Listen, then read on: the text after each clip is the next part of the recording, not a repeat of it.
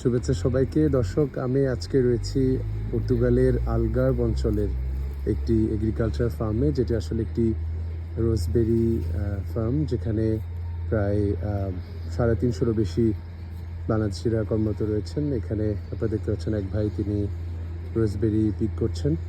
এগ্রিকালচারে যারা আসলে পর্তুগালে কাজ করেন তারা অনেকেই মনে করেন যে এগ্রিকালচারের কাজে হয়তো ভালো পেমেন্ট পাওয়া যায় না, বা এখানে কাজ অনেক কঠিন।